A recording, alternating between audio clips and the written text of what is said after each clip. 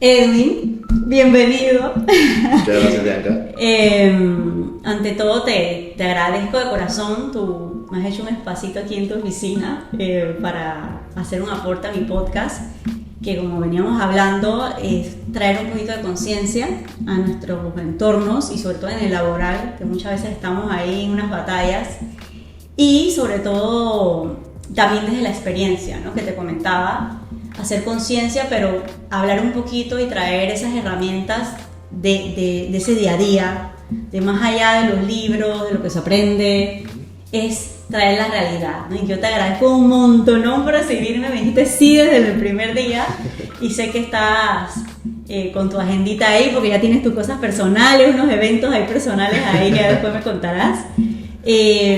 Y nada, creo que es un buen tema contigo. Has estado hablando mucho en conferencias y demás sobre el gobierno corporativo y a mí me parece un tema increíble porque sí se escuchan muchas cosas, pero yo creo que en la realidad hay diferencias, ¿no? Claro. Que era que veníamos comentando un poquito antes.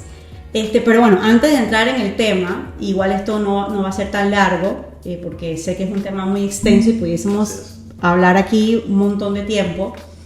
Y bueno, pasa en las conferencias también. A mí me gustaría, bueno, que te presentaras, pero antes de que te presentaras, me gustaría que lo hicieras un poquito diferente, que tú digas que esto es lo mío, lo que me caracteriza, y dos cosas personales, porque también hay que traer la parte personal que hace lo que tú eres, ¿no? Claro. Y ahí dando una previa, tú y yo nos conocemos hace muchos años. Así es. Justamente de la vida laboral, del corporativo, y hicimos una muy buena amistad, que a lo mejor no de todos los días, pero sí cuando nos vemos hay un cariño. Así es. Y yo creo que es esas dos partes, ¿no? La afinidad de no solo el profesional, sino también esa parte personal que es la que hace que uno tenga esa empatía y demás. Entonces por eso es que me gustaría que te presentaras así, de esas dos maneras, ¿no? Muy bien. Bueno, gracias, Bianca, por el espacio, la oportunidad. Mi nombre es Edwin Ríos y bueno, soy socio en RCM para los servicios de Risk Advisory, que al final guarda relación con todo lo que viene siendo la asesoría y aseguramiento en temas de gobierno corporativo, auditoría interna, anti-money laundering, ciberseguridad, entre otros, ¿no? Creo que quizás destacar algo en el ámbito profesional podría ser la pasión que en los últimos años le he logrado imprimir a precisamente el tema de la educación continua, la capacitación. Creo que cada vez que me hacen una invitación a un congreso, a un taller, a algún tipo de actividad, pues trato de, ¿sabes?, que la gente lo disfrute y que realmente se lleve una experiencia. Más allá de lo técnico, pues siempre tratar de enfocarme en el aspecto práctico, pero de una manera que las personas realmente puedan llevarse una experiencia de ese entrenamiento. Si tú vas, por ejemplo, a un congreso de cumplimiento y sabes que el foco es cumplimiento, tú no puedes ir a hablar solamente de cumplimiento. De acuerdo. Tienes que ir a hacer algo distinto, disruptivo, que la gente realmente los haga guardar el celular en su bolsillo y digan, ok, esta conferencia va a estar buena. Así que nada, yo creo que quizás parte de lo bonito de esta carrera en temas de cumplimiento, gobierno, riesgo, es precisamente esa pasión que uno desarrolla o que le imprime al tema de la educación continua, las capacitaciones principalmente. Y bueno, en el ámbito personal, debo decirte que soy una persona que... Dilo. En este momento me siento muy feliz por dos motivos muy importantes. Número uno, pues la familia. Creo que hoy en día vivo y me desvivo por esa familia, tanto por mi esposo, por mis dos niños. No había tenido oportunidad en el pasado de construir una familia de esta magnitud y bueno, me encanta ser padre. Y por otro lado, bueno, lo que recientemente he ido desarrollando, que empecé en pandemia, algo que siempre quise hacer, que era dedicarme a la composición como músico. Así que nada, prácticamente las cosas se fueron dando y saqué mi primer álbum o proyecto dentro de este año, en enero de 2024 lo saqué. Y ya, este viernes es el lanzamiento oficial, la presentación oficial. Sí, voy a estar de seguro. Sí será. Mira, a mí me gusta mucho porque yo creo que ahí coincidimos. No vale nada y esta es la razón de invertir, que te lo venía comentando en un programa como un podcast, que al principio pues la verdad que lo haces netamente de corazón. Pero la razón principal, y yo creo que es lo que te engancha a ti también con el tema de las conferencias, es el querer aportar, el generar valor de alguna manera, ¿no? No vale nada una experiencia y una trayectoria y guardártela, simplemente lucrar de eso y guardártela. Yo creo que toda persona siempre tiene una semillita que quiere aportar y dejar una huellita y decir, bueno, yo estuve aquí, hice esto y vi que la gente, por lo menos el 70% le gustó y uno se va. Esa satisfacción, la verdad que es muy bonita, y yo de siempre, de los años que tengo de conocerte, siempre fui una de esas que no es cepillo, ¿eh? Que cuando venían tus conferencias, incluso te buscaba, hablábamos y te felicitaba porque siempre había un toque allí que hacía que la gente, despertara. Yo creo que eras de esos expositores que te ponen después que la gente almuerza. Sí. O a cerrar el evento. Que son los más duros porque, sí, ¿no? Y yo creo que es eso lo transmites en esas conferencias, porque los currículums, bueno, están allí y ahora con las redes todos podemos validar las cosas, pero bueno, al 100% no tanto, pero sí se ve quién eres tú. Pero lo bonito es ese corazón y la pasión, y bueno, y también lo personal con tu familia y con tu faceta de músico,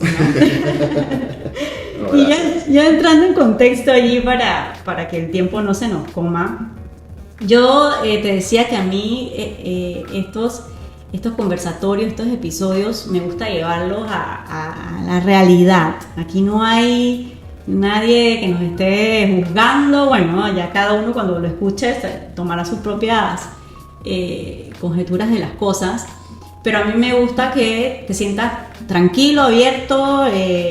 Puede ser que estemos de acuerdo en cosas, como que no, pero ya yéndonos al tema de gobierno corporativo, más allá de lo técnico, para ti, en tu experiencia, en todos estos temas de auditoría y demás, ¿qué es el gobierno corporativo? ¿Cómo tú lo definirías realmente según tu experiencia? Mira, el gobierno corporativo es un conjunto de muchas cosas. Partimos de la base de una cultura, de tener las capacidades de formalizar todo tu sistema de control interno para poder enmarcar tus objetivos estratégicos, anticipar riesgos y poder asegurar que tus objetivos se van a cumplir. Realmente el gobierno corporativo es un conjunto de procesos, políticas, de cultura que se utilizan para dirigir a las empresas, para ayudar a tomar mejores decisiones basadas en buenos principios éticos y códigos de conducta de cara al logro de los objetivos estratégicos y mitigación de riesgo. Eso a 3.000 pies de altura es lo que por años hemos venido trabajando en materia de gobierno corporativo. Simplemente formalizar mucho lo que ya se hace, pero a través de documentación que pueda ser evidenciable, pueda ser auditable, y sobre todo, y dependiendo del contexto en el que si estás regulado o no estás regulado, pero el gobierno corporativo debe nacer de adentro, no necesariamente por imposición. Entonces yo creo que desde esta perspectiva el gobierno corporativo hoy en día, y después de tantos cambios, tantos contextos tan distintos que se han venido dando en los últimos años hacia acá, yo creo que ya no es algo opcional. Me parece que es algo que ya las empresas, los empresarios y los ejecutivos deben tomar en serio para realmente conducir el negocio y tomar mejores decisiones. Yo tengo la impresión, y no sé si tú la compartes, que yo escucho el concepto, o he escuchado el concepto de gobierno corporativo hace muchísimos años. Incluso antes que fuera una imposición, como tú dices, por ejemplo, en el sector de donde soy yo, financiero, que lo debes de tener, es una obligación. Pero todavía tengo la sensación que no está bien claro, o no se vende bien, no sé, como que no está muy claro el para qué o el por qué de un gobierno corporativo, más allá de que, sí hay que tener las políticas, sí hay que tener una junta muy definida, sí hay que cada uno con sus responsabilidades, sus funciones, que va desde lo mínimo hasta lo macro, ¿no? Muchas cosas. Pero tú compartes eso, o tú sí ves que cada vez, yo sí veo que vamos avanzando, sí, pero todavía no veo que compramos el espíritu real del para qué y por qué y lo tienes que imponer. O sea, es como que todavía hay algo allí. No sé si tú, ¿cómo lo ves? Mira, eso depende mucho del nivel de madurez corporativo que tenga pues, como tal la empresa y de quién la esté guiando. Llámese su junta directiva. Mira, mi primera experiencia laboral como auditor fue en el 2004-2005 y recuerdo que en una corporación, y recuerdo que esa junta directiva era una industria no regulada, era una corporación que no tenía ningún tipo de imposición. Cuando nosotros empezamos el trabajo de auditoría interna, el primer lineamiento de la junta directiva del comité de auditoría en ese momento, estamos hablando del año 2004-2005. No saquen cálculo, por favor. Hace 20 años, imagínate. Y el primer lineamiento que ellos nos dieron como auditores internos, fuera temas de independencia y demás, fue, mira, para poder auditar tenemos que entender los riesgos, tenemos que entender que hay que documentar procesos y políticas. Y la primera labor que a nosotros como auditores internos fue levantar todos los escenarios de riesgo por proceso, actividades comerciales, financieras, operativas, de tecnología, a nivel de desarrollo de recursos humanos, basados pues, en un análisis de riesgos, de controles, para en función a eso irte al marco del control interno para documentar las políticas. Ese fue el primer lineamiento. ¿Por qué? De lo contrario, la auditoría interna que se quería, digamos, enfocar en ese entonces, pues iba a seguir siendo una auditoría interna tradicional, de revisión de cuentas bancarias, de saldos del estado financiero, los rubros contables, y se perdía un poco la expectativa de valor de la junta directiva.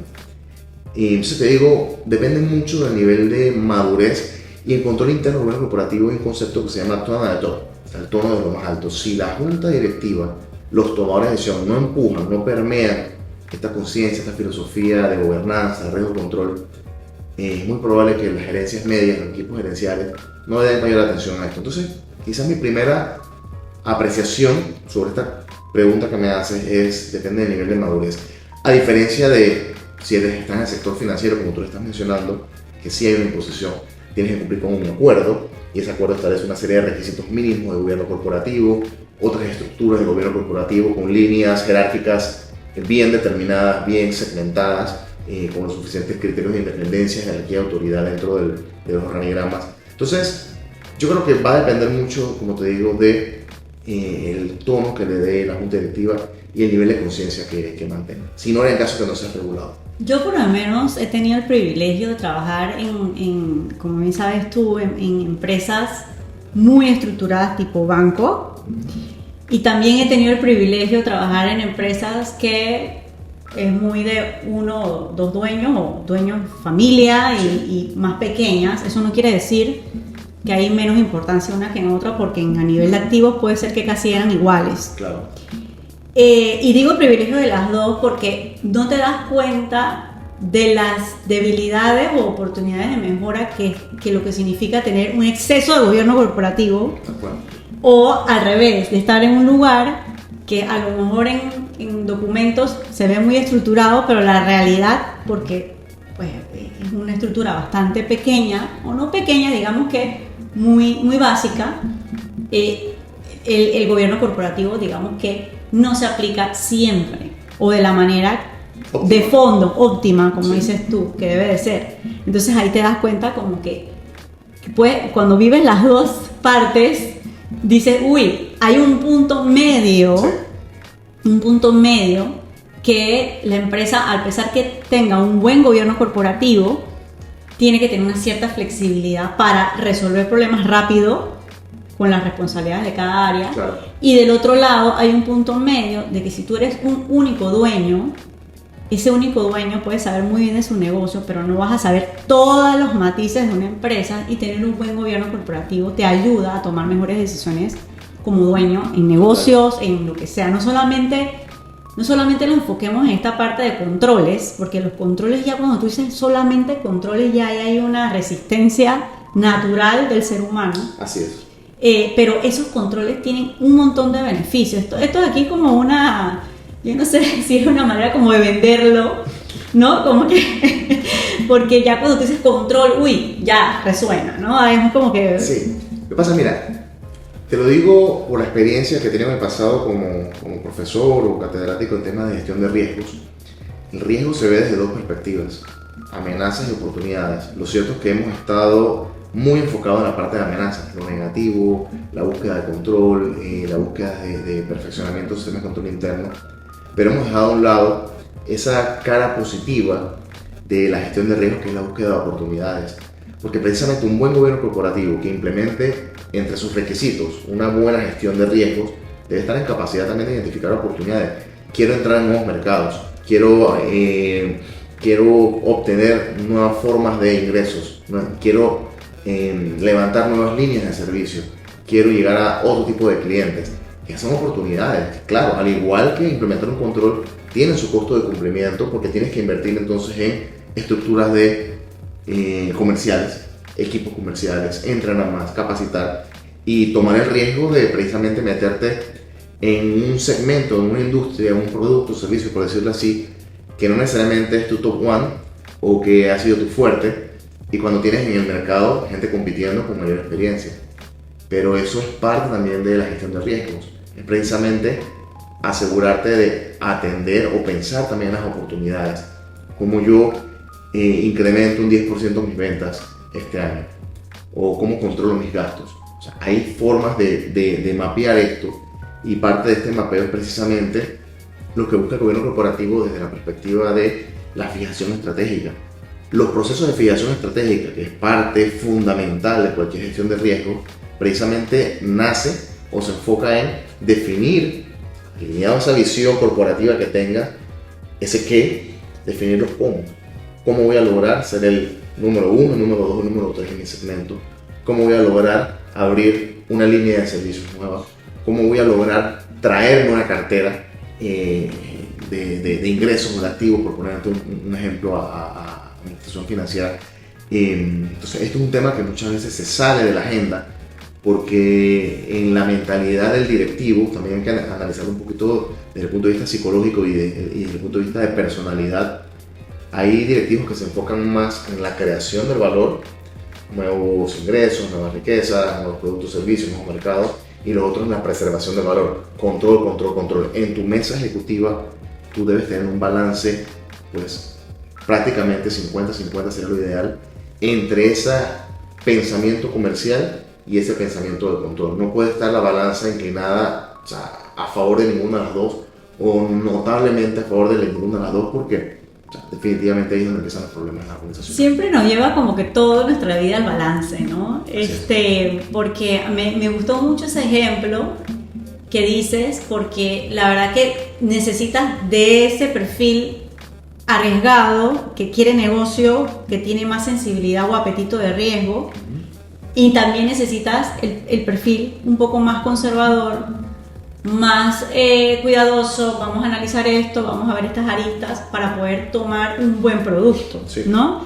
Y yo creo que eso se consigue muy de las personas también, las actitudes de las personas, cómo vean el aporte de su trabajo en las empresas.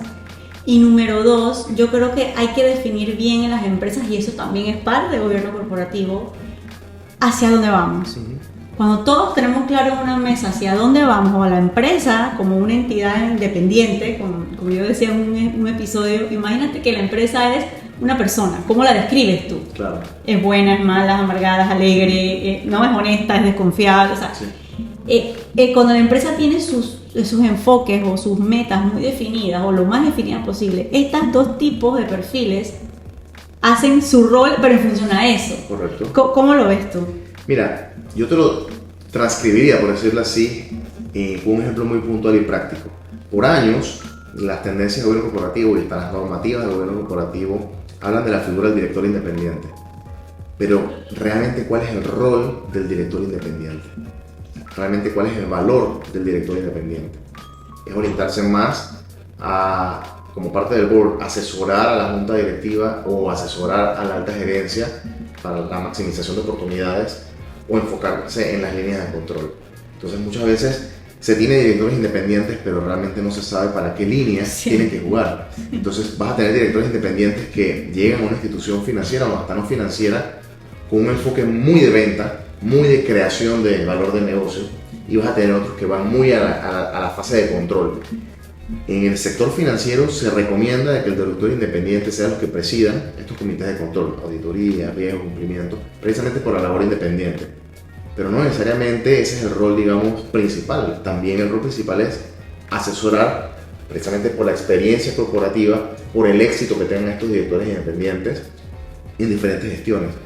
Tú puedes obtener o tener acceso a un director, a un ex gerente general de, vamos a ponerte en un caso, un banco, que ya se retira, termina su vida laboral y ya pasa esa fase de retirado, jubilado, y resulta que este es un tipo que hizo cartera, que por años manejó clientes, negocios.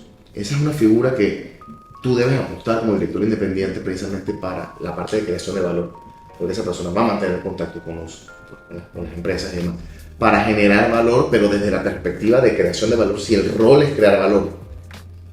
Y por otro lado está entonces el rol de sentarlo en un comité de auditoría o sentarlo. Yo creo que es muy importante, con base a la estrategia o el objetivo estratégico del negocio, realmente definir el tipo de director independiente que tú requieras.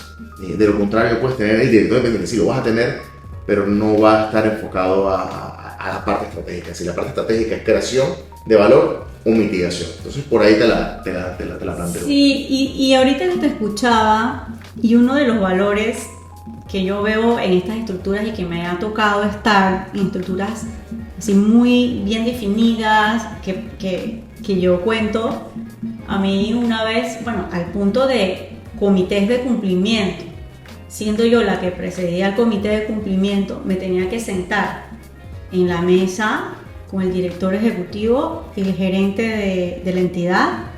Me tenía que sentar con el abogado conectado por internet en conferencia, el abogado del grupo financiero, el ejecutivo principal y 2 personas más que no recuerdo en este momento qué puesto era. Y si yo como cumplimiento tenía una negación frente a un cliente, un producto o algo, tenía que ir bien sustentada.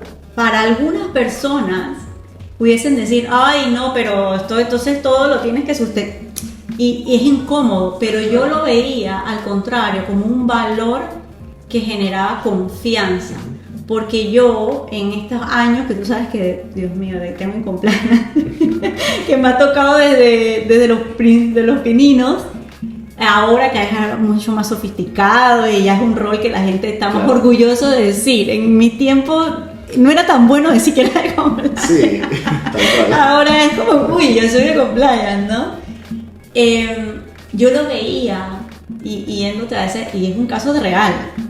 Yo sentía que para mí eso, el valor más grande era la confianza que yo tenía, porque no necesariamente como yo lo estaba viendo era lo correcto o lo mejor, y en ese resultado de tener diferentes criterios sacábamos siempre lo mejor, y nunca fue en una posición como dices tú, no más de un lado que del otro, o nunca me sentí como compliance de que uy, no, aquí no puedo decir nada porque todo el mundo me Claro, cae. sí. Nunca, con cada uno con su rol bien definido, y eso lo da el gobierno corporativo, esa confianza.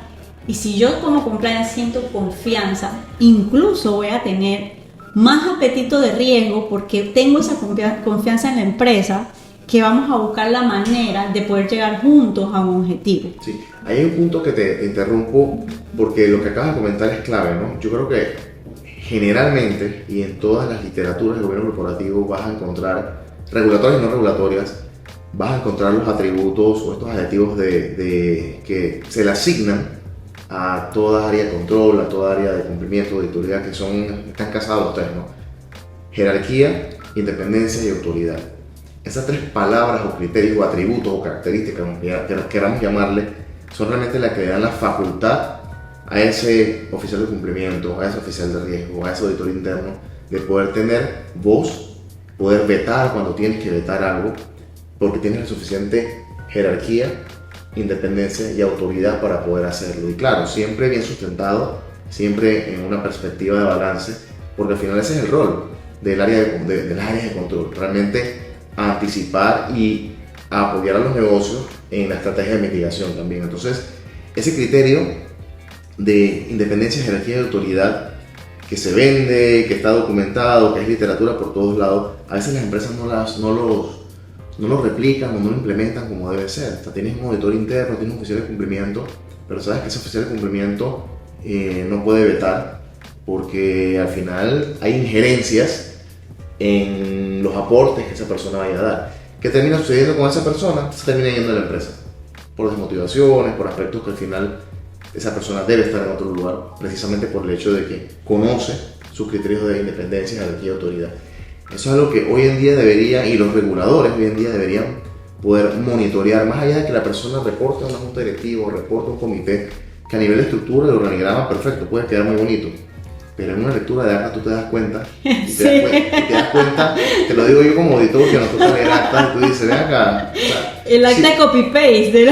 copy-paste, o te das cuenta que, o sea, que no hay interacción, no hay veto, todo es yes sir, yes sir, yes sir, entonces te das cuenta de una lectura sencilla de un acta. Mira, yo ahí no es que difiero de lo que dices, sí hay que tener una independencia, una jerarquía, incluso lo dice la norma blanco y negro, y en valores, como sabes tú, lo dice que hasta responsable que se cumpla la ley. Digo, ¿quién responsable como que se cumpla la ley? Sí. Es un poco fuerte, ¿no? Sí, sí. Pero en lo que yo he vivido, incluso creo que lo comparten muchos colegas que nos vemos y hemos hecho amistad también, es real y no tan real, ¿no?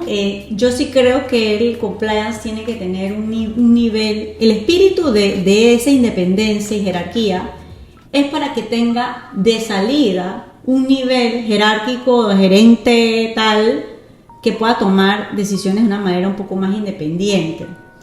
Pero no lo podemos seguir enfocando en sacarlo del negocio. Los reguladores han, en sus momentos, digo, el regulador también como nosotros, que estamos en el sector financiero y cualquier otro sector que es regulado, han ido evolucionando también a causa de las experiencias y todo lo a nivel internacional de las cosas como región que hemos ido pasando. Pero al inicio, eso textual de la independencia y jerarquía lo estaban utilizando para separar al compliance, incluso como dices tú en el organigrama, fuera de una estructura que es la que te paga. Entonces no es real, en el día a día no es real, y el compliance debe tener esa responsabilidad y esa jerarquía como la tiene cualquier gerente dueño de su área, pero con sus límites muy claros. Claro. Y esos límites los vas a encontrar justamente en el gobierno corporativo. Claro. Por eso es que cada vez se ve más, y eso es otro tema que no voy a meter ahí el dedito, temas legales con los compliance, pero esos temas legales no es porque el compliance a lo mejor no hizo lo que se le correspondía según sus responsabilidades, sino es justamente por extralimitar lo que un rol de una persona, cualquiera como tú o como yo, profesional, claro, quiere hacer en su trabajo. Sí. Entonces, ¿cómo has visto tú eso dentro de las empresas de tus clientes? El tema de esa independencia. He tenido muy buenas experiencias haciendo compliance y he tenido empleadores buenísimos, pero es porque yo nunca he ido con una bandera de yo soy independiente a ustedes y yo soy aquí la espía, claro, dentro de la empresa. Sino mi carta siempre ha sido el valor ese que tú hablabas al principio. Sí. Y ahí es donde me la han comprado. Entonces, ¿cómo ha sido tu experiencia en función a eso? No, tal cual, mira, yo creo que las áreas de cumplimiento, si bien cumplimiento, riesgo y control, vamos a hablar las áreas, sí, todas, la parte de auditoría interna, todas las áreas de control. Si bien todas deben atender estos requerimientos de independencia y jerarquía de autoridad, al final coincido contigo, son parte de la empresa.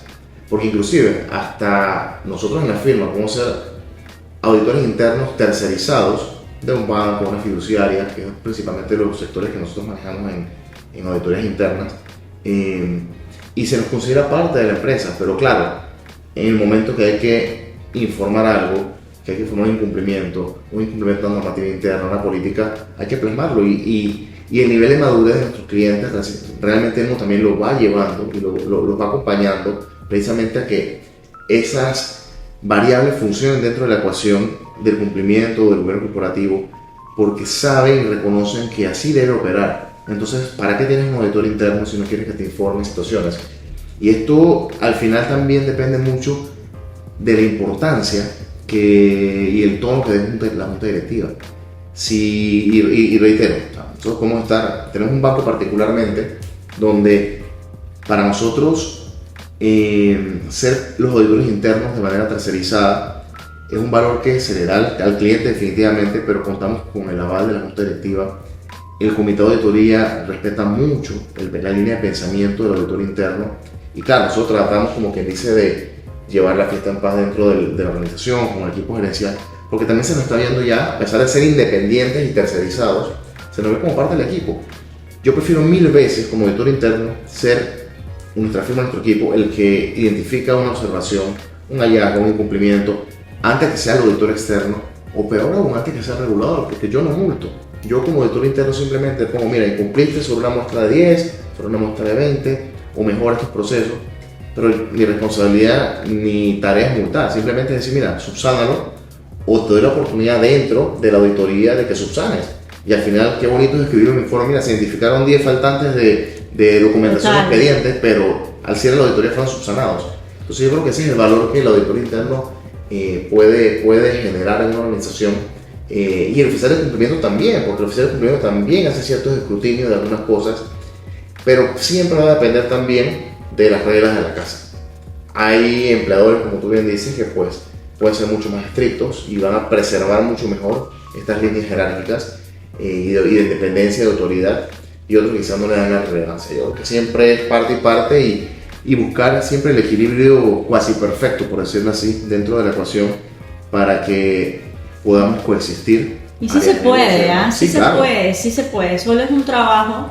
Yéndome en ese sí se puede, ¿qué crees tú que estas áreas que hacemos actividades de control, de cuidar, sí, yo diría que de cuidar, porque al final ese es el objetivo, mirar las cosas desde otras perspectivas? Claro. ¿Qué crees que pudiésemos hacer en más de, porque para mí comunicar y generar confianza, sí, pero en esa línea, ¿qué tú crees que es importante que estas áreas podamos, cuáles son las actitudes que debemos de tener, más allá de decir, bueno, te voy a auditar porque es por tu bien? Es cuando te diga tu mamá, hijo, te voy a pegar pero es por tu bien. Sí. Es como que cónchale, ¿no? O sea, ya después de 10 años que dice, coño, mejor que me pegó, porque sí, claro. Y ahora que tienes hijos, de que, uy, ya entendí, ¿no? Pero fuera de eso, ¿cómo crees? Porque para mí comunicar y generar confianza es importantísimo para poder como vender este tema, ¿no? De gobierno corporativo, y tener no solamente una estructura de manuales y políticas escritas y decirle aquí las tengo, sino que realmente tengan un valor de verdad dentro de la empresa. Mira, yo creo que siempre promover la cultura desde una perspectiva de capacitación, de educación continua, de conciencia a lo interno, y siempre partiendo de la base de la gestión de riesgos. Cuando a las personas, tú les sabes, como tú bien dices, comunicar los riesgos, y así sea de que no me ha pasado, pero sabes que puede pasar, y que para eso mismo la gestión de riesgos se evalúa una probabilidad, un impacto de que es probable, y que una vez que sea probable puede tener un impacto en tu negocio, en tu reputación, en la sostenibilidad de la organización. Las personas lo entienden, no hecho, las personas lo comprenden, pero yo creo que también debemos tener la suficiente habilidad de saber decir las cosas, de saber vender las cosas, porque yo soy auditor y a mí no me gusta que me auditen. Claro. Mira, nosotros acabamos de certificar ISO 27000 mensual de información en febrero, y obtuvimos el título en abril. Y yo, siendo de profesión auditor, la verdad es que, o sea, sentía que me estaban revisando y decía, wow, o sea, así mismo deben sentirse nuestros clientes cuando los auditamos y demás. Pero siempre lo vi con una perspectiva de, hey, esto es por un objetivo, de lograr esto, de salir bien. Y al final salimos con 0 hallazgos, 0 no conformidades. Qué bien, wow. ¿Por qué? Porque nos metimos, como que dice, de lleno en hacerlo. Entonces yo creo que al final hay que tener también un poco de perseverancia en estas habilidades, y ser también integral. La semana pasada yo estaba dando un diplomado en anti-money laundering aquí en Panamá, y hace 2 semanas un masterclass regional. Y empecé a revisar las habilidades, las 10 habilidades del compliance, o al menos del auditor en compliance. Y al final es una ecuación que está comprendida de variables como, mira, tienes que saber de gobierno corporativo, tienes que saber de riesgo, tienes que saber de sistemas, no desde la parte funcional, pero también desde la parte de seguridad de información. Tienes que saber de gobierno de datos o de manejo de datos. Tienes que saber de cumplimiento, valga la redundancia. Tienes que saber de auditoría. Tienes que saber ejercer tu independencia de cualquier autoridad. Tienes por otro lado que saber manejarte con reguladores, porque definitivamente esa experiencia, esa interacción que tienes con el regulador te ayuda a aportarle valor a los clientes.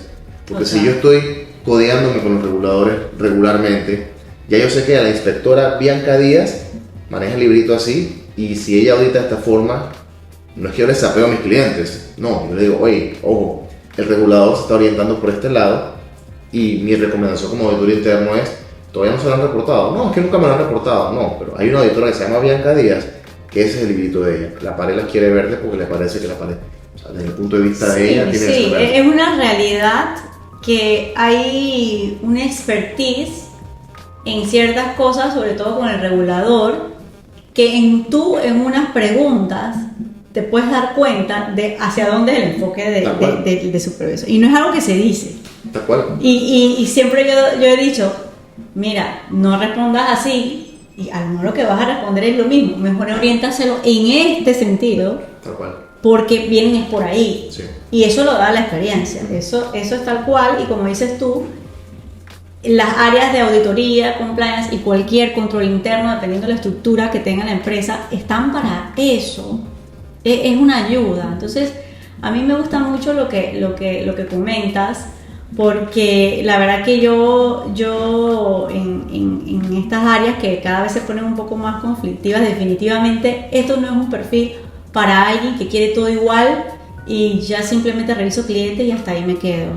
Y me da miedo las cosas, no. Esto es para alguien que le gusta aprender, claro, que es evolutivo, es un puesto que hoy está de una manera y mañana te va a tocar hacer otra cosa nueva, en fin. Tal cual. Y ahorita que ya de último te va a tocar ese tema sobre las tecnologías, que eso es otro tema que ya viene, y hasta, no es que ya viene, ya llegó, y ya llegó hace rato. Sí, entonces, me gustaría aterrizar un poquito, que sé que es otro tema muy amplio, lo del tema de la auditoría, para sacarte a ti un poquito de ventaja. Para mí, la auditoría sí es pesada, te auditaron, tú lo aceptas como auditor, que es pesado, porque no es fácil estar en tu día a día y encima recibir una auditoría independiente. O sea, eso hay que aceptarlo, aquí no nos vamos a llenar de historias que no son. Pero yo siempre he visto la auditoría y he tenido la capacidad de ver la auditoría como un valor agregado, de ver cosas que yo estando no las puedo ver, es unos ojos independientes. ¿Qué cosas de la realidad le pudieses tú como compartir que apoyan esto? No, primero sí, o sea, yo estoy segura que sí lo apoyas. Y si es así, ¿qué cosas me puedes compartir? Mira, Bianca, yo tuve un cliente que le recomendé A, B, C y se salvó de CZ, lo que sea. Claro. Mira, bueno, yo todo editado a ti en el pasado, tanto en un banco como en casa de valores, y siento que no fue muy bien, porque eso es lo que tú comentas, también depende de la madurez del auditado. No, eso no quiere decir que no peleo, allá hago... Claro, pero pasa. Pero mira, yo creo que al final el auditor... Si el auditor en ese codesarrollo de expectativas, mira, toda auditoría tiene 3 fases al menos: planificación, ejecución, comunicación de resultados. Cualquier norma te lo dice. En la fase de planificación, aparte de ir a auditar, tú tienes que enfocarte también en codesarrollar expectativas. Significa que, Bianca, tú eres el oficial de cumplimiento, la gerente de cumplimiento de esta institución. Realmente, aparte de yo verificar la efectividad de tu programa de cumplimiento, ¿qué otras cosas tú necesitas? ¿Qué otras cosas tú estás viendo? Hemos llegado, ejemplos puntuales, puntos donde un departamento de cumplimiento está ahogado en alertas porque simplemente había un criterio de una regla de quiero que me genera alerta todo lo que dispara arriba de $10,000. Porque hay una confusión con el tema del RTE no, eso es efectivo, depósitos, entradas en efectivo. Pero si tú eres una institución que maneja transacciones, tienes volumen de transacciones y tú vas a tener una alerta en tu sistema de monitoreo transaccional de 10,000, te vas a disparar alerta por un montón y te vas a ahogar en alertas y eres tú solo contra el mundo que tienes que revisar expedientes, tienes que atender reguladores, tienes que atender auditoría y tienes que atender ese volumen de alertas importante cuando hay soluciones muy sencillas. Elimina esa regla, que es la más sencilla porque no te aporta valor. O sea, tú para qué quieres monitorear a aquellos clientes que transaccionan más de $10,000. ¿Cuál es la inusualidad? ¿Cuál es la tipología? Ninguna. Tu modelo de negocio es tener clientes que transaccionan transferencias o montos arriba de $10,000. No pasa nada. Entonces yo creo que ahí es donde realmente el departamento, el auditado, puede percibir el valor de parte de tu auditor. Pero es que tu auditor, como te digo, repito esto, tiene que ser integral, tiene que saber de gobernanza. Muchas veces tú auditas un programa de cumplimiento y la parte de compliance, funciones responsables del oficial de cumplimiento están perfectas. El desastre está en la gobernanza, en las actas de la junta directiva, en las actas de los comités. No se toman decisiones, no se aprueban, no se registran las cosas. Entonces, el problema no es un tema de cumplimiento. El cumplimiento está funcionando, a veces ni siquiera de negocio. Tienes que saber de riesgos. En nuestro sector financiero están los temas de metodologías de riesgo, de entidad, de cliente, etc. Hoy en día, habiendo tantos ejemplos como la BCA, Gafi, recomendación número 1, hoy en día hay empresas que no saben hacer la evaluación de riesgo de entidad, no saben hacerlo, que te ponen una matriz de riesgo operativo y tienen una cantidad de asesores, consultores haciendo cosas horribles. Y ni siquiera quiero decir que critico a mis colegas, porque esos no son colegas, realmente son gente que simplemente están asesorando mal y creándole más riesgos a los clientes, precisamente por un conflicto de interés de querer mantener un contrato, una cuenta, no perder el cliente. Y nosotros hace rato tuvimos un caso muy puntual donde, imagínate, el consultor de tecnología de una herramienta de compliance, aparte de venderle ese sistema, le vendía también la auditoría interna.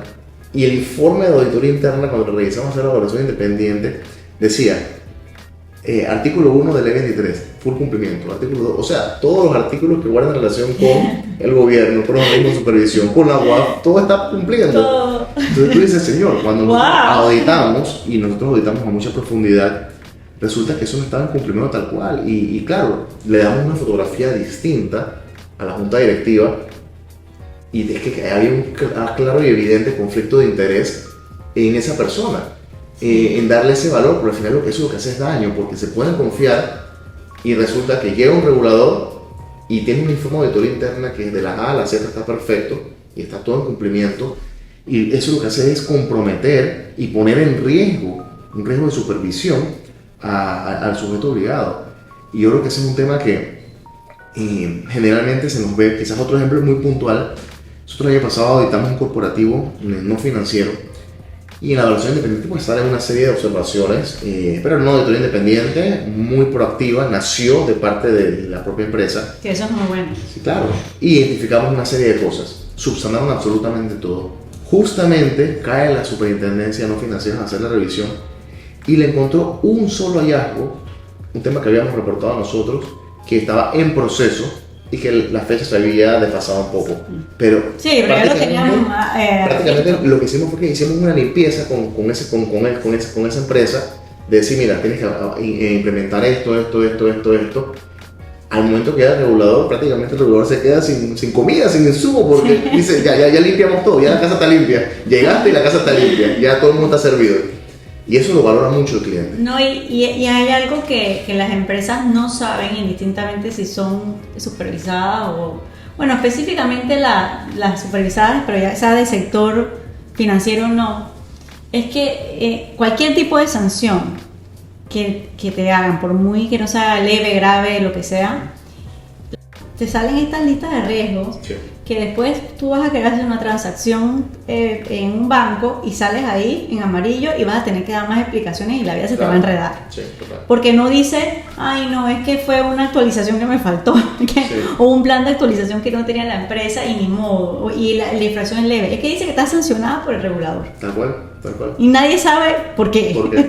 Entonces, eso es, wow, la verdad que yo pudiese decir muchas cosas de la auditoría, vuelvo y te digo, no, siempre va a haber un punto de desacuerdo de no, Edwin, no lo veo así por A, B, C, D, porque yo soy la que está aquí adentro, pero las recomendaciones de un auditor para mí, en todos los casos, es un alivio, porque si uno es consciente, y tú hablaste de la conciencia, y es lo que este podcast siempre trata de hacer y aterrizar, si uno es consciente y quiere hacer las cosas correctas, y no las que quieres, sino las correctas, lamentablemente eso va a doler un poquito, Sí, pero el resultado siempre va a ser positivo, sí.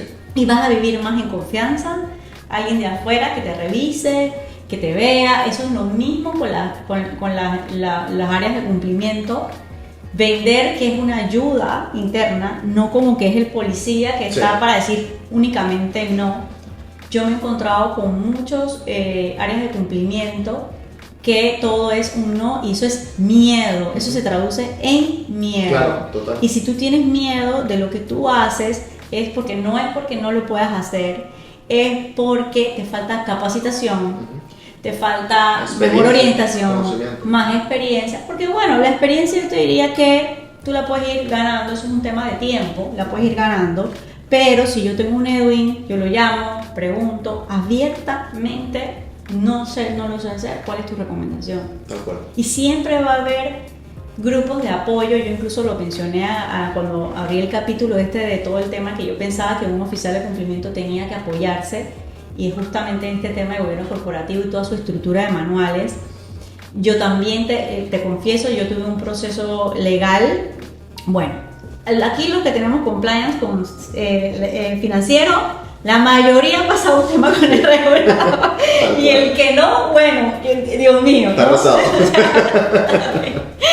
Pero el que más fuerte para mí fue que se involucraron varias aristas, no solo en el regulador, que es administrativo, y por suerte al día de hoy, no por suerte, es porque las cosas, aunque son dolorosas cuando se hacen bien, Sí, claro, en algún momento se van a resolver. son evidenciables. Y son evidenciables.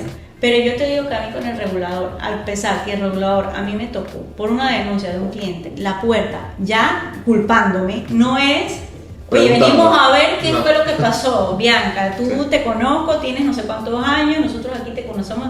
Eso no valió de nada. En absoluto. Simplemente me tocaron la puerta, hasta me pidieron unas llaves de decirme como que no quiero que tú estés en la sala donde nosotros estamos, y así. A ese punto, que te da frustración, claro, te da estrés, te da un montón de cosas, pero ni modo, tocó y hay que agarrar la experiencia. Y yo te digo que lo que sirvió para que ellos simplemente me palomearan y me dijeran, ¿sabes qué? Esto aquí, no podemos dar una opinión de esto, pero definitivamente te cerramos el caso. Es justamente lo que yo tenía estructurado como mis controles, mis políticas, claro, y que fueron evidenciables todas. Claro. Entonces, sí es real, no es un mito de que hay que tener una paginita que diga, esta es la política de actualización. No, y te digo algo, yo como auditor también me ha tocado tener que ir a fiscalía a ratificar informes forenses porque alguien se portó mal en una empresa o alguien defalcó o lo que sea, y me ha tocado firmar informes, número uno, desarrollar procedimientos convenidos o acordados para documentar el fraude o la irregularidad, lo que sea. Y te puedo entender perfectamente, porque tú sabes que pusiste en un informe lo que encontraste, lo que sabes que está pasando algo mal, lo que se vulneró, lo que falló, y aún así, cuando tú vas a una fiscalía a rendir cuentas, tú sientes que te tratan como un delincuente. Sí. Yo digo, hey, yo solamente soy el auditor independiente, este informe, sí, esta es mi firma, esta es mi cédula, este es mi número de CPA, este fui yo, pero el fiscal te tiende a hacer sentir como culpable. O sea, tú formaste parte de eso, tú estás en colusión. No. Y claro, te ponen a jurar por el tema del código penal y demás.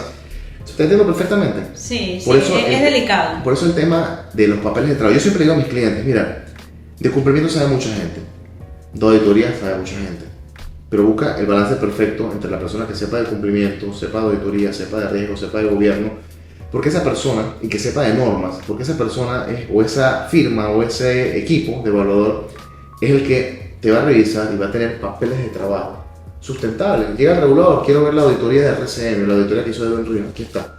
Fíjense, se tomaron 20 muestras, en esas 20 muestras no sale absolutamente nada.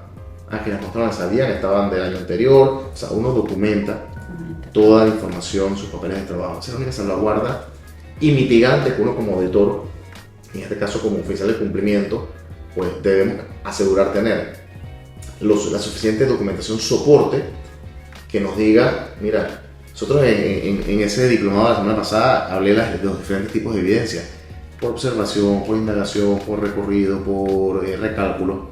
Y al final la evidencia se tiene que proveer de ambas fuentes. Tú como área auditada tienes que demostrarme que la información de tu programa de cumplimiento es efectiva, y yo como auditor tengo que revisar y dar evidencia de que es efectiva o no es efectiva. Pero ambas partes, auditor y auditado, deben proveer evidencia. Esto es tal cual como tú vas a un juicio donde una persona mató a otra persona y el fiscal va a tratar de culpar, enseñar las cámaras, y la otra parte se va a defender. Esto es por mostrar evidencia y presentar evidencia. Y aprovechar ese ejemplo que pusiste, que tuviste de, no sé si fue de peritaje o simplemente como de corroborar información. Ojalá, porque este tema tú y yo no estamos entendiendo, y el que escuche este podcast, que más o menos entienda de cómo funciona una empresa regulada, o que tenga la necesidad de tener un oficial de cumplimiento, una auditoría, más o menos puede entender. Pero hay mucha gente que no sabe de esto, y esa gente, usualmente la fiscalía, no sabe casi nada. Uh-huh. No entienden.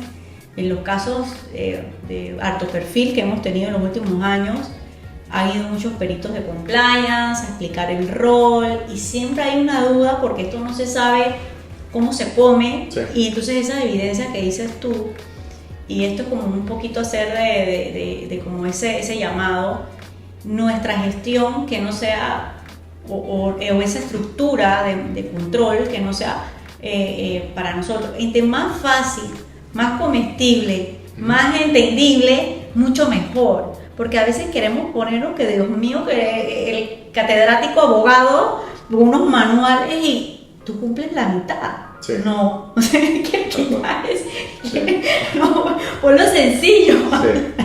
Mira, yo recuerdo que había una persona que, cuando estaba en proceso de formación como auditor interno hace muchos años, decía: los papeles de trabajo tienen que ser tan sencillos y tan contundentes que cualquier persona que no sea auditor o auditora los pueda entender.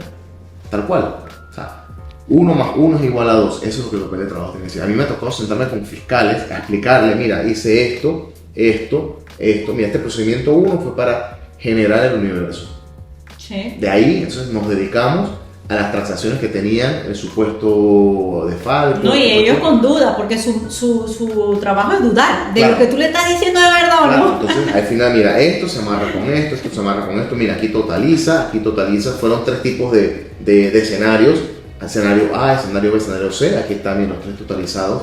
O sea, hay que masticárselo, por decirlo así muy folclóricamente, porque de lo contrario se puede no entender lo que ese papel de trabajo va a aportar, y se puede sesgar un poco la investigación o el propósito de la citación, ¿no?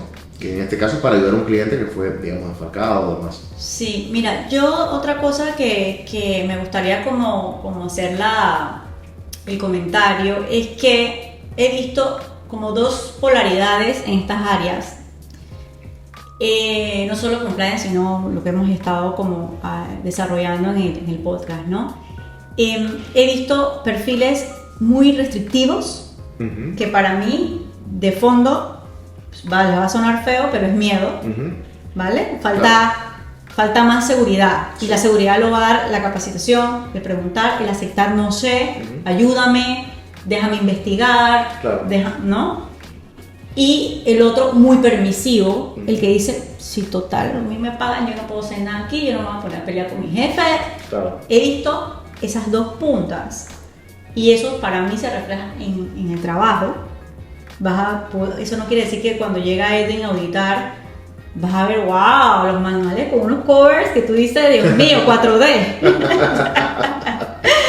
Pero en evidenciar lo que dice ese manual, como dices tú, ahí siempre deja como qué tipo de gestión se está llevando en esas áreas.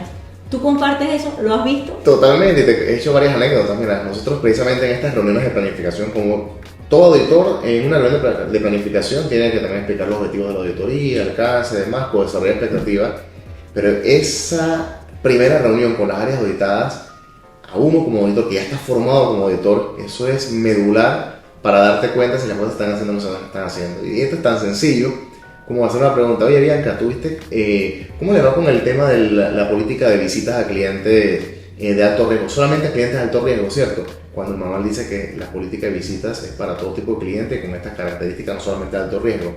Y sí se está haciendo, o Bianca mira al lado, mira para arriba, mira para abajo, ya tú sabes que tienes que pedir evidencia del plan de visita. Y cosas como esa, yo creo que al final suena divertido, suena cómico, pero eso es parte del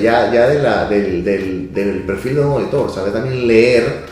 Yo sé cuando una persona, mira, quizás te puedo decir que en mi vida personal, para mí es muy fácil detectar mentiras, personas que me mienten, porque ya la forma ¿sabes? de uno enmarcarse en la auditoría, de preguntar tanto, de hacer entrevistas, de tener reuniones, ya te das cuenta si la persona te está hablando con la verdad, con la media verdad, o te está, como quien dice, o sea, mintiendo por completo. Y parece mentira, pero en el sector profesional te mienten. Mucho. Te mienten. Eso al final es, o sea, yo te puedo contar miles de ejemplos donde prácticamente te dan la hoja calentita, recién salida de la impresora y firmada con la misma tinta azul, las 10, 15 evidencias que tú pides. Y yo digo, señores, pero o sea, dale a Bianca, que es la que prepara, dale un bolígrafo negro, y a Edwin, que es el que revisa la prueba, dale un bolígrafo y a su mira, ahora te vamos a firmar esto. No, la misma tinta azul preparado y azul.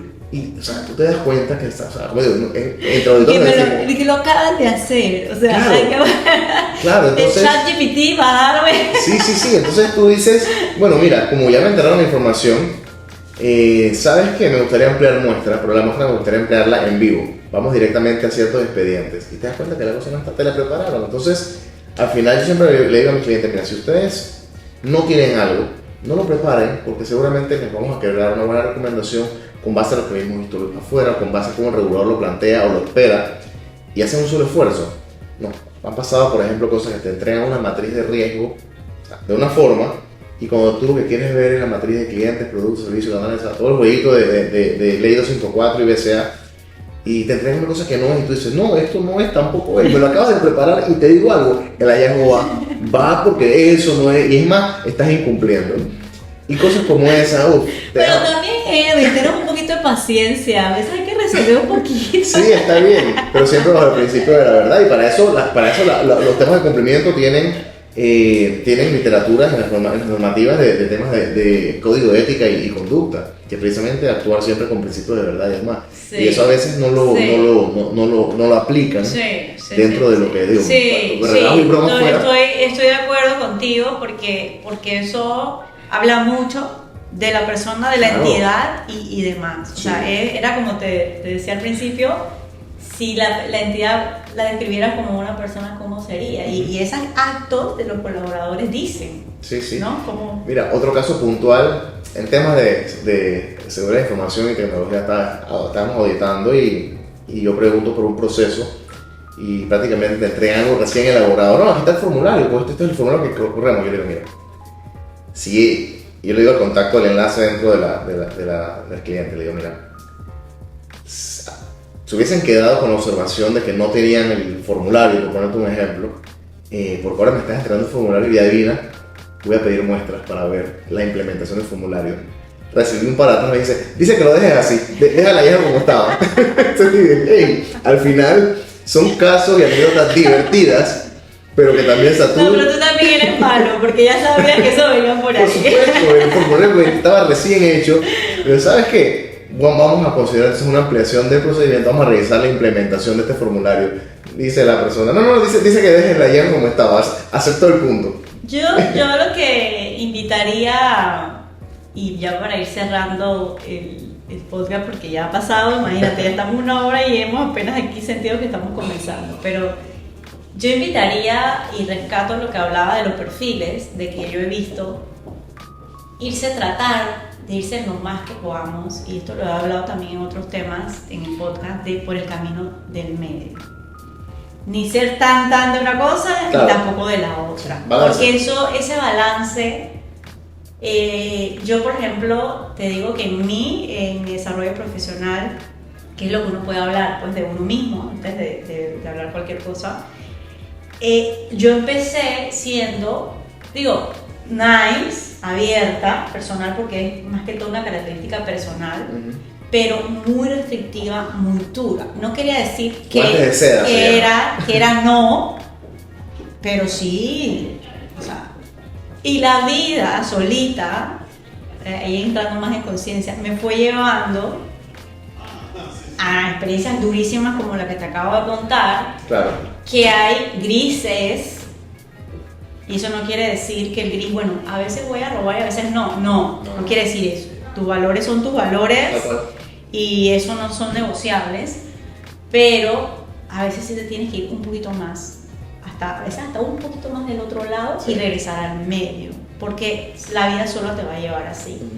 Y en los negocios, donde se hace negocio es administrando los riesgos, es así.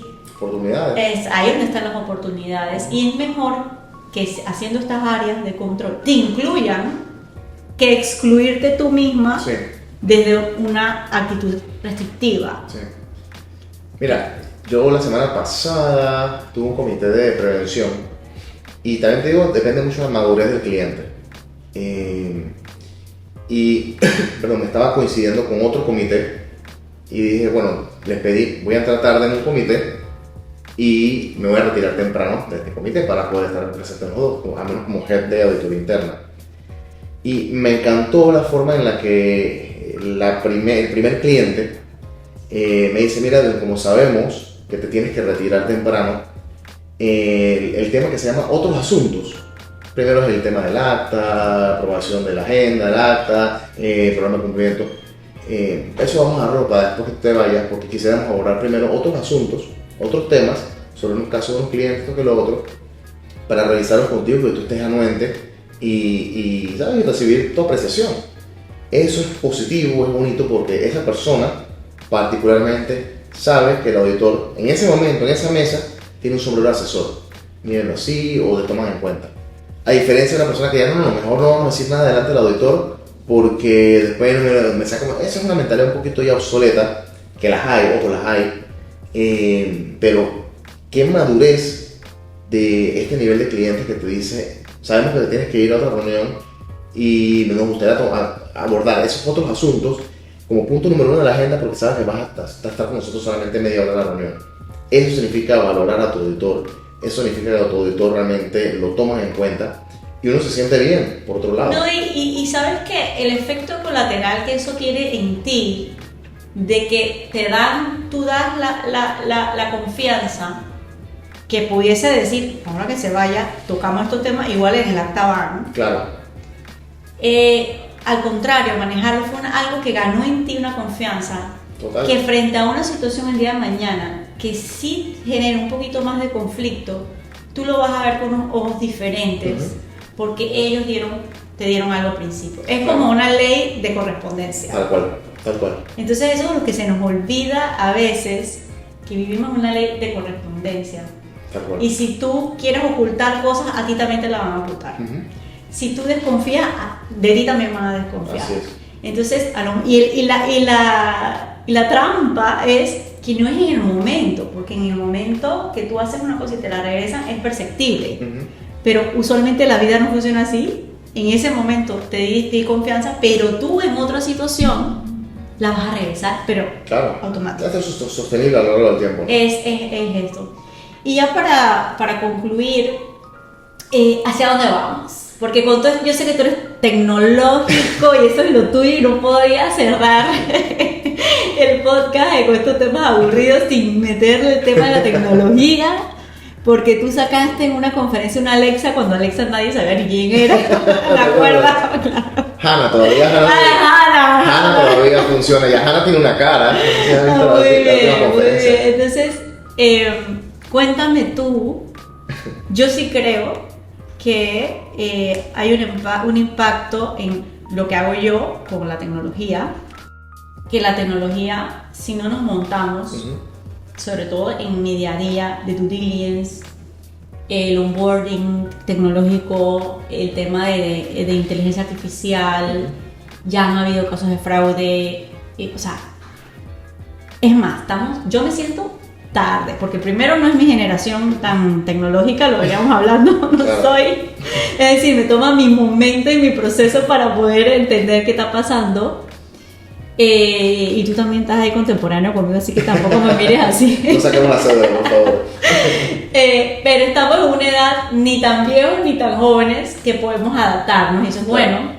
Pero ¿cómo lo ves tú? Porque yo sé que tú eres de esos y me interesa esta opinión. Mira, yo creo que la tecnología, como tú mencionaste al inicio de la sesión, ya llegó. O sea, ya estamos viviendo en una era de transformación digital, de innovación a full, donde hoy en día la automatización de procesos basada en RPA, en robótica, de procesos automatizados o a través de inteligencia artificial, pues ya está ocurriendo. Desde cualquier línea, de cualquier perspectiva, de cualquier actividad dentro de la empresa, ya está ocurriendo. Nos toca a los empresarios ir hacia ello, pero de la mano también poder asegurarnos de que los riesgos de esas nuevas tecnologías, y para eso Gaffer lo dice en la recomendación número 15, evaluación de riesgos de nuevas tecnologías. Por eso nuestros reguladores nos dicen evaluación de nuevas tecnologías. No solamente por el tema de blanqueo de capitales, por el tema de fraude. De todo. Porque las nuevas tecnologías van muy rápido, avanzan demasiado rápido, son muy disruptivas, generan cambios bruscos, pero de esa misma forma, realmente pues traen de la mano consigo pues amenazas. Y está sucediendo que estamos siendo muy ágiles en implementación y muy lentos en corrección, desde el punto de vista de riesgos o amenazas. Y claro, se van a dar fraudes, se van a dar suplantación de identidad. Por eso que cada vez más, y debemos ser conscientes de que cada vez más los requerimientos de modelos de gestión de riesgo tecnológico de seguridad, de ciberseguridad, de protección de datos, de privacidad de datos, cada vez más toma relevancia. Y toma relevancia porque hemos implementado una serie de tecnologías. Estos días un foro de inteligencia artificial que hicimos aquí en la firma, como 300 personas de toda la región. Lo hicimos con alguien de la superintendencia, con otro experto y con un socio nuestro de RCM en Chile, que está implementando modelos de inteligencia artificial ya avanzada para clientes desde el punto de vista de auditoría, de controles, de gobernanza y de regulatorio. Y prácticamente lo que decíamos, llegamos al mutuo común, por decirlo así, es que los riesgos hay que poner políticas de uso aceptable. Tú dices, no, ChatGPT, que es sabroso, pero tú, ¿dónde sabes en este momento que la información que tú corres en ChatGPT, sí, ¿a dónde va esa información? Sí.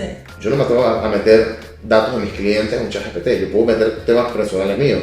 Oye, redáctame sí, un correo para hacer una prospección de un cliente. O sea, para no sonar intenso, no sonar greedy, esto o lo otro.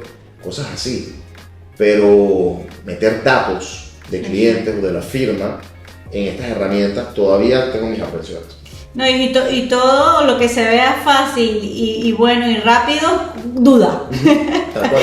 Duda. ¿Qué está pasando, no? De hecho, tú vas a poder ver que ahorita mismo en publicaciones de Facebook, Meta, Facebook, Instagram, hay una opción que te dice activar creación con inteligencia artificial, porque sí, significa que esa foto que tú vas a subir, cualquier otra persona fuera la puede tomar y crearte entonces una Bianca. No, y pasa todos los días. Sí. Una Bianca de 10 años o de 15 años, de 20 años, en la forma, color, sabor, como sea. O sea, te pueden suplantar y está pasando en el mundo. Entonces, claro, ya están estos grandes monstruos de las tecnologías ya empiezan a implementar ciertos niveles de control para que tú des consentimiento. Yo voy a subir esta foto, yo activo, esto no se puede correr por ninguna inteligencia artificial.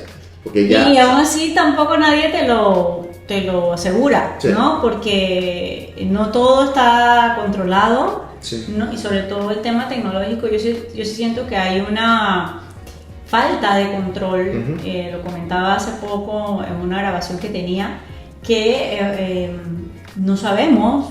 Yo veo cosas que publican en una de estas redes y digo, uy, porque la red es segura, yo creo que todo está seguro ahí. Y no es así. No. Ahí todo el mundo ofrece, con un audio de 60 minutos vas a descubrir la abundancia del mundo y vas a Tal hacer... cual, sí, tal cual. Tal cual. Y tú dije, wow, o sea, ¿no? Y te llega en el momento difícil de tu vida, tú... Te compras. Y a lo mejor te lo dan. Lo tarjeteas. No, está bien, a lo mejor te lo dan, pero lo que dices tú, lo más valioso hoy en día es los datos. Uh-huh. Esos datos, ¿a dónde van? Así es. ¿Qué pasó ahí? ¿Quién Tu los foto, los videos, todo ¿Quién eso. los utiliza?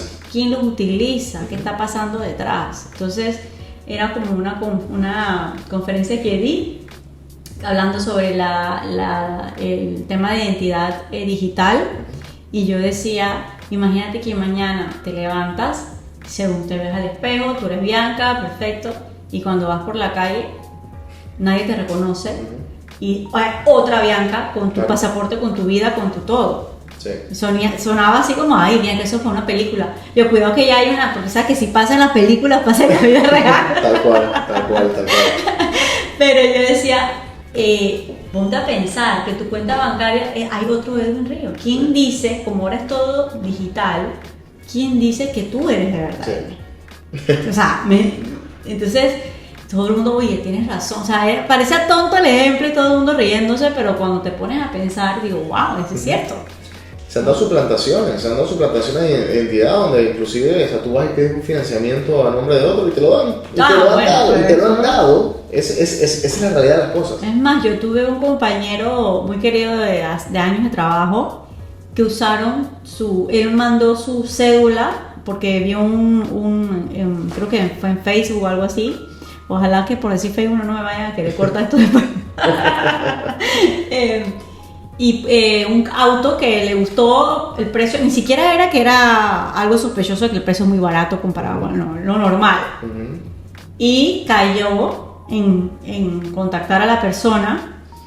Obviamente le pidieron sus datos, pero le estoy hablando hace muchos años, que no es la tecnología que hoy en día hay. Existe. Y la persona normal habló, dame tu cédula, y agarraron su cédula para hacer como una estafa detrás de todos los autos, como si él lo estuviera vendiendo. Sí. Se formó, el pobre estuvo metido en un lío. Claro. Y nadie sabía cómo decir, oye, es que no fui yo. Uh-huh. Aquí está que yo, al contrario, yo era de los que quería comprar el carro. Claro. Y no sé al final qué quedó ese caso, pero no es para vivir con miedo. Yo creo que aquí la conciencia es que el mundo está cambiando y muy rápido. Sí. Así como el tiempo se está persiguiendo muy rápido, el mundo está cambiando. Los eventos pasan tan rápido que hoy te sucede algo y en 3 días ya Ya la gente se lo olvidó. Ya se lo olvidó porque pasó algo nuevo. Y eso es bueno, eso es bueno. Porque... Por un lado, claro, por un lado. Pero coincido totalmente. Creo que vamos demasiado rápido y el ser humano no está acostumbrado a esto. No. Y además que todavía estamos activos, diferentes generaciones. Uh-huh. Tus padres están todavía activos, aunque ya a lo mejor están más retirados, pero están activos. Mi papá trabaja todos los días. Entonces, imagínate con todo este tema andando cuando tú eres otra mentalidad. Es un momento solamente como de irse con cuidado, pues. Mensaje de despedida con todo lo que hemos hablado, la confianza, el tema de los balances, de ser una persona con balance, que para mí eso es importantísimo de todo lo que hemos hablado, el tema de mirar la otra cara de la moneda de una auditoría, la confianza que genera tener un buen gobierno. Yo te diría que puedes dar muchos mensajes, pero me gustaría que lo enfocaras en cómo nosotros, cada pedacito en lo que haces tú, en lo que hago yo, pudiésemos aportar para que entendiéramos un buen gobierno corporativo desde su espíritu. Mira, yo creo que la sinergia entre las áreas es la mejor herramienta que puede existir para que las cosas funcionen, se entiendan, se comprendan y se apoyen. Yo lo dejaría hasta ahí, las sinergias. Me ha pasado en entrenamientos de equipos en temas de compliance. El entrenamiento es para auditores y yo le digo no, traigan a su equipo de cumplimiento, su equipo de riesgo y traigan a unas personas de negocio. Vamos a sentarnos y vamos a hacer casos y ustedes, auditoría, van a revisar un caso de estructura sofisticada y ustedes van a diagramar el organigrama y ustedes van a identificar el beneficiario final y van a hacer el cálculo para llegar a la persona final efectiva para que empaticen y conozcan lo que es el día a día cumplimiento. Y ustedes van a auditar para que también sepan, o sea, cómo reaccionar ante una auditoría. Yo creo que al final las sinergias ayudan muchísimo. Qué bonito, ¿no? Qué bonito sentarse en una mesa con tú como externo y que veas un equipo que cada uno con sus diferencias estén engranados, ¿no? Sí, sí. Y que le den el valor relativo a cada uno. El Claro. negocio como negocio, compliance como compliance, auditoría como auditoría. Y yo coincido 100% contigo porque lo he visto, trabajo con diferentes entidades financieras en Europa y es perceptible totalmente. Puede ser el banco más top, pero si el equipo no está así como dices tú, se nota en una reunión aunque tú seas un cliente. Tal cual. Y al revés también. Edwin, gracias. Ha sido, creo que vamos a hacer otros. Hay varias cositas ahí que sacarle. Mucho de qué hablar. ¿Verdad? Sí, claro. Y bueno, el espacio es para lo que hablamos, para generar valor, conciencia en las cosas y aprovechar personas como tú, con su experiencia, que nos ayudan a hacer estas actividades un poquito mejor y más fácil. Con gusto siempre. Gracias.